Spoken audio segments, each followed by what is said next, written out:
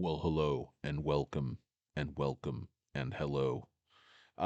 Guys, it's Danny Vegas here, Danny Deals, Danny Dimes. They call me many things. They just don't call me late for dinner. But guys, it is un poco mas, the show where we give you just a little bit more. I am broadcasting from deep inside my bunker and nerve center outside of Birmingham, Alabama. Um, Deep in the woods. I am in an undisclosed location, hoarding SoFi shares, accumulating. I did buy some shares today. Haven't bought any SoFi shares in the last little while, a couple weeks after I flipped some shares. I did say I bought back around average of $8.40. I was pretty happy with that. Obviously, did not time the bottom or whatnot, but I got lucky on the top. That wasn't really luck. It was pretty obvious the thing was petering out at that 20% gain. And then I was really happy to go ahead and buy back in for $3 less than I had just sold my shares for, literally, like, a few days before. So, guys, looking at the SoFi stock today, another crazy day, down 37 cents, 4.45%, down another 3 cents after hours. The major question on everybody's mind is, has the stock basically fallen through that support level that, was hanging around just above $8?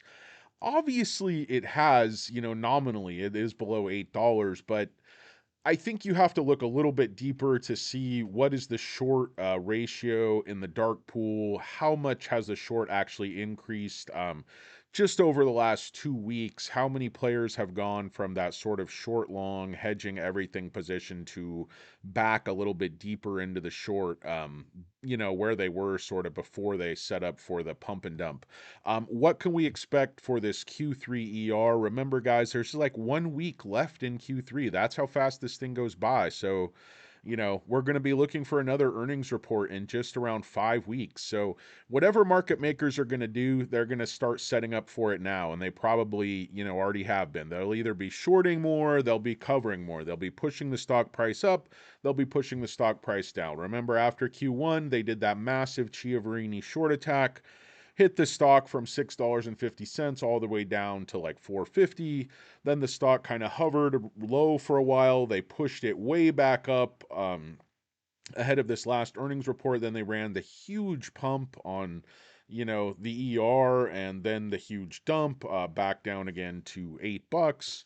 But guys, volume had picked up a little bit. 29 million shares traded today, which is I think around the highest it's been for the last week. It's been trading more in the low 20s, right around 20, a lot of days even in the teens.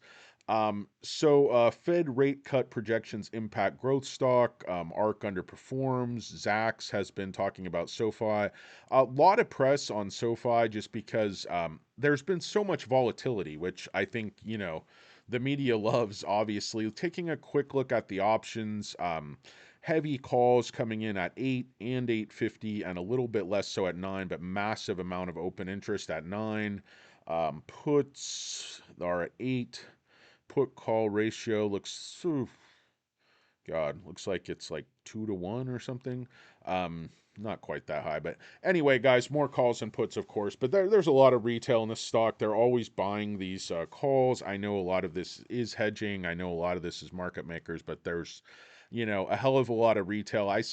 Monday the stock went up really quick, and I was I was very afraid this was going to happen, because what they do is when they run the stock up a bit, they dump these calls, and they get retail real excited about these short calls, and they just dump it on them whenever they want, and then they go to zero by Friday. And God, that's exactly what seems to happen over and over and over again, with very few exceptions. Taking a look at the chart, this is why I'm not completely convinced support has really broken down yet. I mean, yes, we have broken below $8. I really was hoping support would hold around $8.13. But what I will say is, we have not seen sustained selling. That's hard to say a lot of times, guys. We have not seen sustained selling, but we haven't really seen much. of any selling, I would say from here below 8. Really in the Chiaverini period, like this whole thing was kind of all one. It looks like I'm drawing eyeballs here, but you know, there hasn't really been any sustained selling under 8. I mean, the tails have ducked under 8 a little bit here and there, but the algos have not flipped this back from support to resistance. Now, if you look at this, just in 4 candles, guys, 4 days, and with this huge gap down, you have this SoFi stock going from like $9.07 or something all the way down to $7.91, which I don't know, in my head is drop of like what 13% or something, over 4 days. And so if you go back over here, you'll see almost the same exact pattern that develops from I don't know what this is. I can't see the dates on this stupid chart, but if you look at the this pattern right here, 1, 2, 3, big gap down, and then the stock starts to march back up. You see the exact same candles here. 1, 2, 3, big, and then you see the exact same thing coming in, like 4 green candles. Now here it was 4 green candles, and then it kind of stalled at the top a little bit, and then they ran that huge dump. But I mean, the Fed's comments, Fed Jerome Powell, his comments were not, I would say, that bearish. The problem is inflation is just coming in hotter than people expect. It's very persistent. The price of food, and then you have the Saudis and the Russians squeezing us on the price of oil. You have rents through the roof, and some of these things aren't even counted in those core numbers, but the bottom line, guys, people cannot afford to live. Like, people were so used to cheap and free money, and the COVID pandemic just fueled this unrealistic spending. I think people just have it in their heads now that they can just simply spend and spend and spend, and no matter what happens,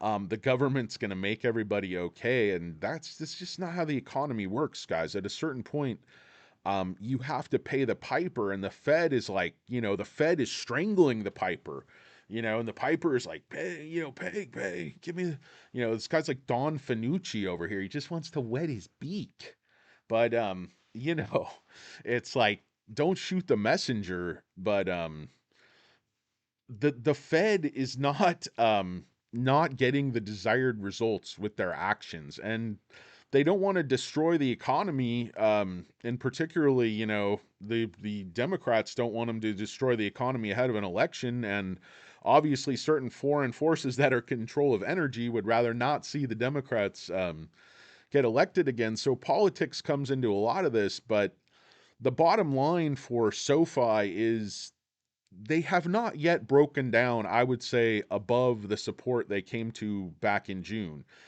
Guys, that was like early May that this sort of pattern that we see, I think, is repeating. If you look at this hump, um, it's eerily similar. You reach a peak, then you see three red candles, and a big gap down to the very bottom of support, and that's what you saw here. And where this line of like 450 or 460 was support here, this line around $8, I think, will function the same way, and I think the stock will come back off of this. But obviously, the same way the trend is your friend, you can't fight the market. And there's many factors that are really hurting growth stocks, pre-profit stocks. People want safety, people want profits, people want dividends, people want earnings. It's not a time to be speculative when there's a lot of fear, uncertainty, and doubt inside the market. But I still believe very, very firmly that SoFi is not a speculative stock. It is, in fact, an extremely predictable, almost boring stock.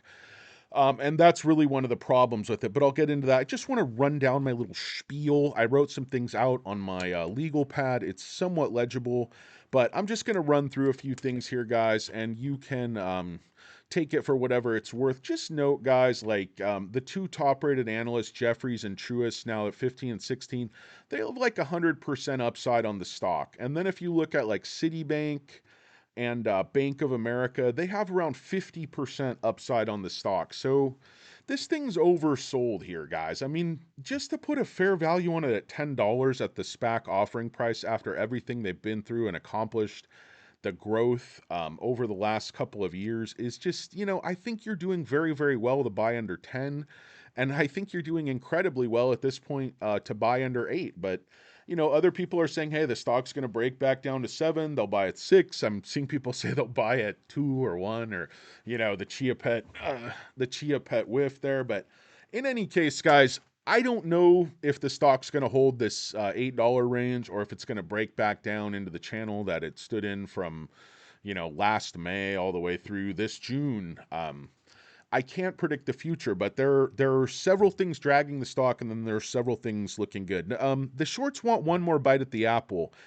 And the problem I really think is no one is scared of Noto or SoFi.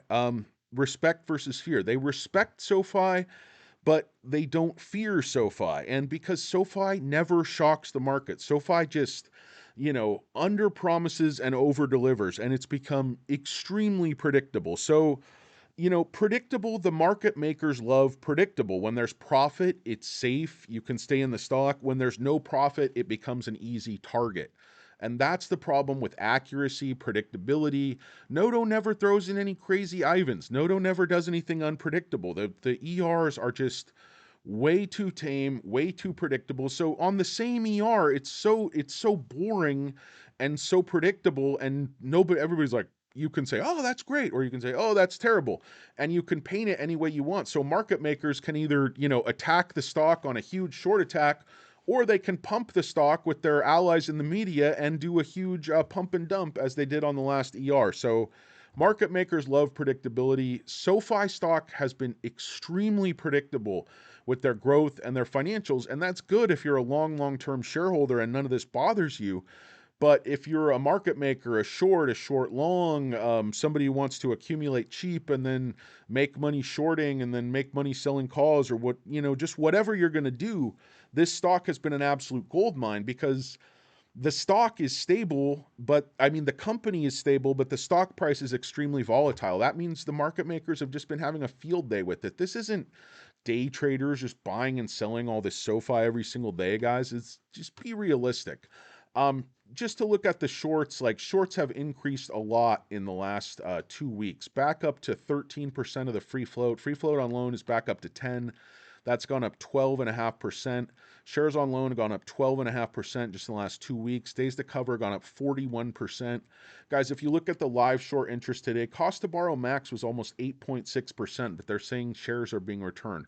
Again, doesn't make any sense. And then if you go to Fintel, you see 64% of the dark pool volume is the short ratio. 64% of the dark pool volume short ratio.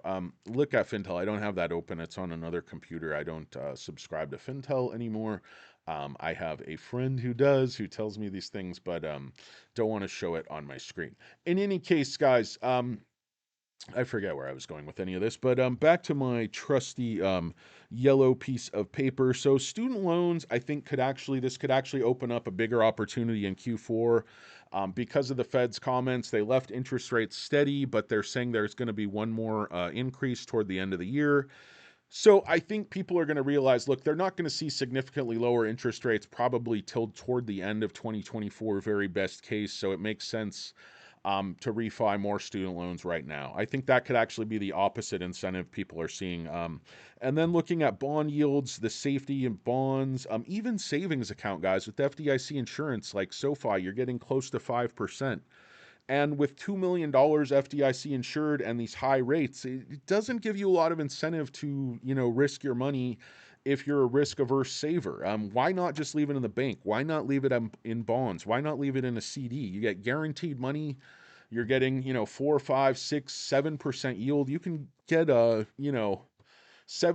plus yields on some of these corporate bonds. And then if you're in, closed end funds and different things, you can get much higher yields, and there's relatively low risk compared to a growth stock that's pre-profit. So a lot of this stuff's just putting pressure on the SoFi stock, and I think a lot of market makers, shorts, they're basically looking at Q3 as the perfect opportunity to attack the SoFi stock. With inflation hotter than expected, it just puts huge pressure on the macro. Energy putting a bunch of pressure, the debt, the threat of government shutdown, war in Ukraine is still going on, threats of war over Taiwan, all the conflict. Now you have more saber rattling India versus China. It could affect trade. You have just a lot of geopolitical upheaval that is not good for the markets. Markets like certainty, not FUD, not fear, uncertainty, and doubt. So this puts a lot of downward pressure on the markets in general. People are fleeing to safety with their money. So bond yields up, stocks are getting absolutely torn apart now. But if you look at some of the other stocks, guys, SoFi was down, like I said, 4 to 5% on the day, but Palantir was down 5, Lucid 5, Affirm 8, Upstart 3, PayPal was down almost 4%. All the financials. So SoFi didn't get that 10% clobbering it would have got on some other days. But just looking around, guys, what are some of the things that could lead to a positive breakout after Q3? We know SoFi is not going to make a gap net profit in Q3, guys. We just have to listen to management and believe what they say. They're not going to turn in this huge surprise.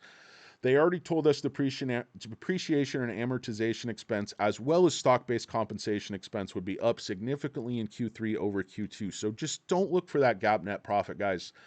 Don't delude yourself. Don't believe the hype. It's just not going to happen. So we're going to have a net loss, whether it's 5 cents a share, whatever it is. I know people are saying 8 cents. I don't think it's going to be that high.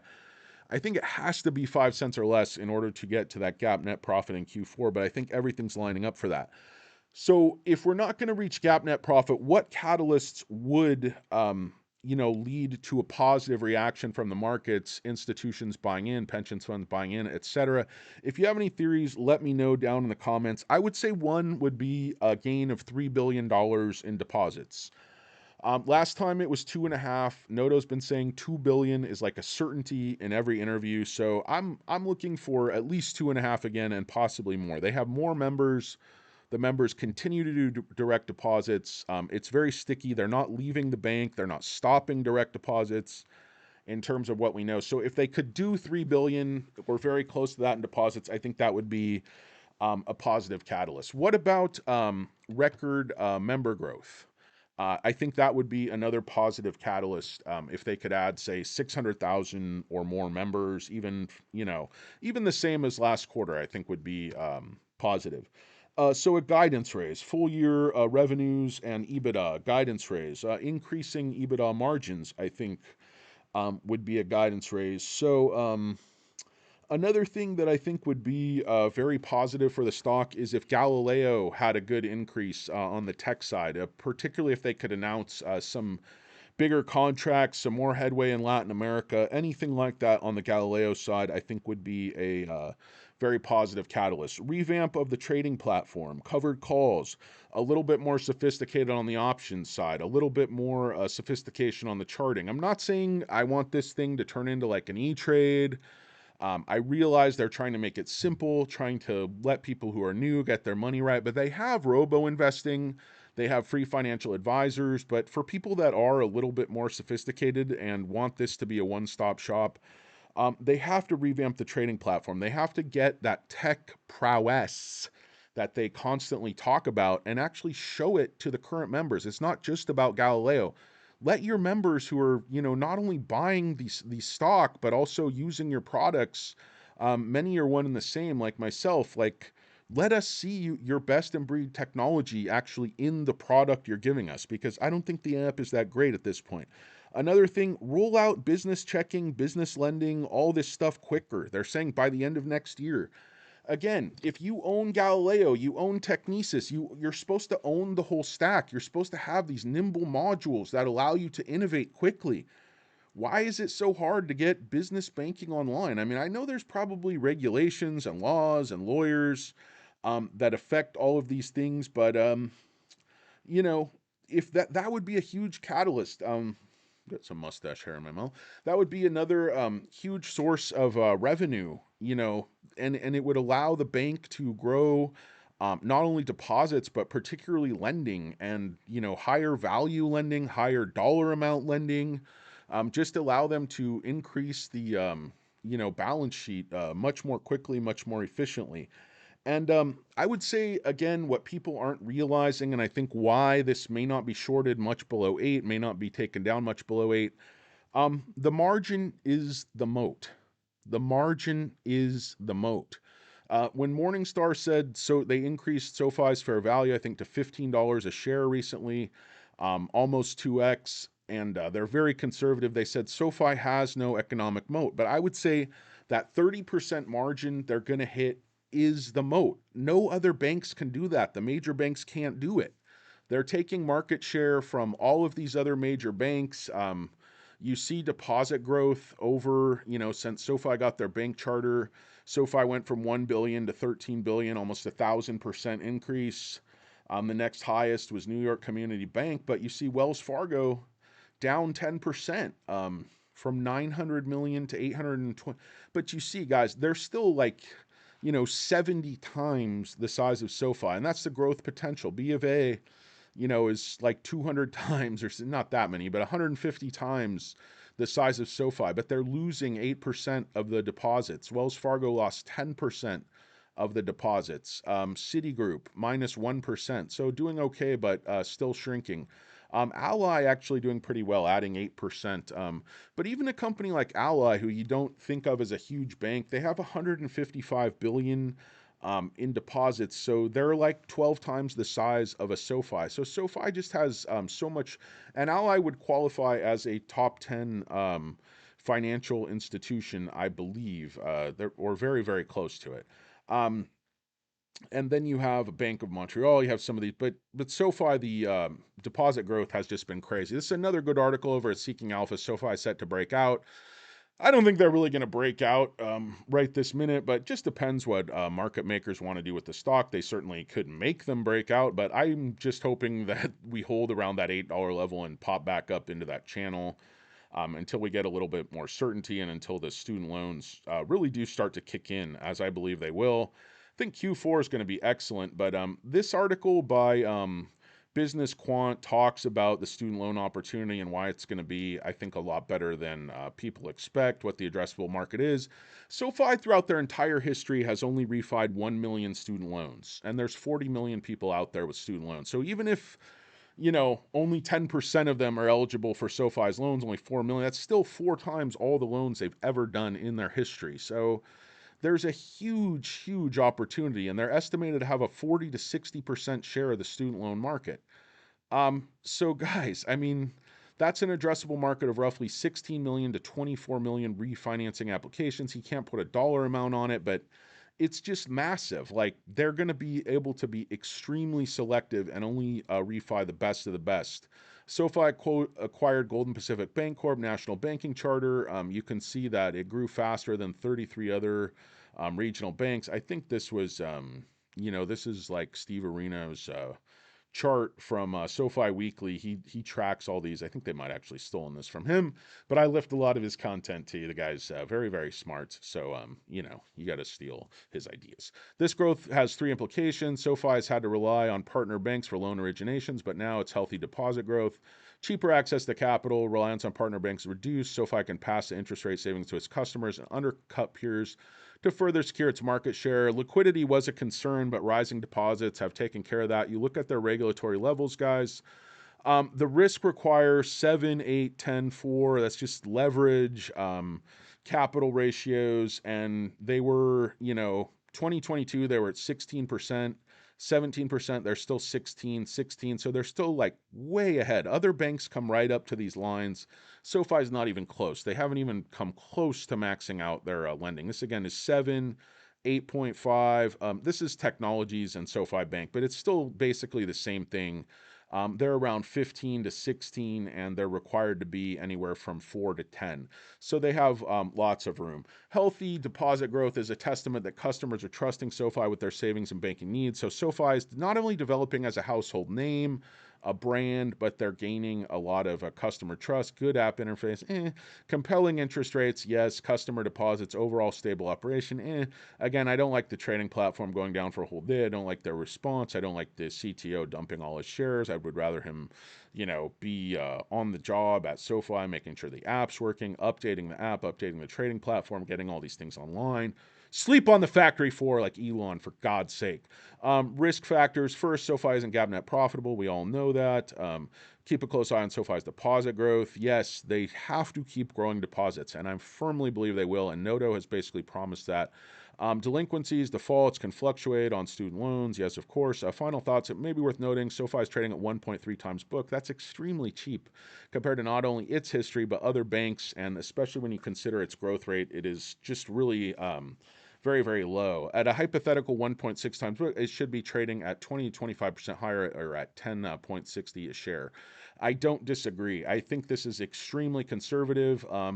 This undervaluation, in spite of SoFi's above-mentioned growth catalysts, they're gradually unfolding with time. I believe the street is not factoring in the neobank's growth potential. Investors with a multi-year time horizon may want to accumulate its shares on potential price corrections before the inevitable rally further. Good luck.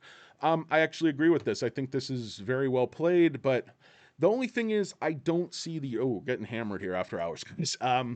Topper time check. It's September 21st, 2023. It's 2:16 p.m. out here in beautiful sunny Los Angeles, 8:16 or 5:16 out in NYC. It's just over an hour after the market. We're down 9 cents, 11 cents after hours. God, what happened? Somebody, Noto, got caught with a dead hooker in the trunk, or what? Did somebody catch him on a bad hair day? He doesn't have bad hair days. That couldn't be it. Guys, not sure exactly what's going on, but the stock is just getting ripped to shreds after hours. Just taking a look at some headlines. Maybe some bad data came in. I don't know. Of course, Yahoo Finance deep in hawkish Fed preys on hopes. Um, yeah, so I don't know. The Fed can maybe make some more comments. One of the Fed chairpersons. Not seeing anyone. Not seeing anyone here, but just growth stocks seem to be getting hammered after hours. Rates staying higher for longer means at least through 2026. So, again, they're saying we're going to see high interest rates for the next 3 years, which nobody wants to hear, but I just don't think it's particularly bad for SoFi. They've done very, very well in a high interest rate environment. And I think they will continue to meet their numbers, and I think they will probably exceed expectations in Q4, and you're going to see the stock rally really hard at the beginning of next year. Now, Q3 could be the opposite, could be a short attack. Don't really know what's going to happen. Support looks very, very tenuous here at the $8 mark, certainly 8.13, which has been my number. Looks very weak, guys. Looks like we've broken down below that level, but I want to see at least 2 days to confirm that there's actual sellers down here, because it's heavy shorting, guys. It's heavy, heavy shorting in the dark pool. They're hedging, they're short long. So I want to see, I don't think this is actual retail investors dumping. I mean, I just don't think that's it. I don't think this is institutions getting out of their position. I think this is mechanics shorting the stock, trying to play some games, trying to set something up for whatever reindeer games they have in mind for the next earnings report. Guys, it's the SoFi stock. Ticker symbol is SOFI. My name is Danny Deals, Danny Dimes. If this were Vegas, I'd be done, guys. I don't have anything in my hands. Certainly, the SoFi stock is down, guys. It's been a rough day. It's been a rough 4 days. They've just absolutely hammered the stock. It looks like it was poised to break through 9, and now it's poised to break down through 8. So, pardon me. We just have to see where this goes. Yes, let me get a delicious sip of cold, disgusting coffee. And on that note, guys, let me just get the man bun out, just freshen things up. Um, Stock Karen is here. I don't know where. She's off in the corner talking to herself about how she should have sold SoFi at 11.50 and gone ahead and left town with her common law husband, Klaus. But in any case, guys, it's a SoFi stock. My name's Danny Deals. The show is Un Poco Mas. We appreciate you tuning in. It's one of those down days where you got to just come on and take your lumps and say, hey, I was wrong. I thought this thing was going to break down 9, but I'm no genius, and you just can't fight this type of market trend. Everything's red today, guys. Everything's bright red, and a lot of stocks Did worse than SoFi, but I'm not giving up on 8 yet. I'm not saying we're back in that 5 to 8 channel just yet. Want to see some sustained selling, make a market, consolidate under 8. Until I see that, I'm not giving up. But while not all hope is lost, it certainly looks pretty grim right now. Guys, thanks for watching. It's a SoFi Stock. I'm Danny Deals. I've said that about 50 times. Get the hell out of here.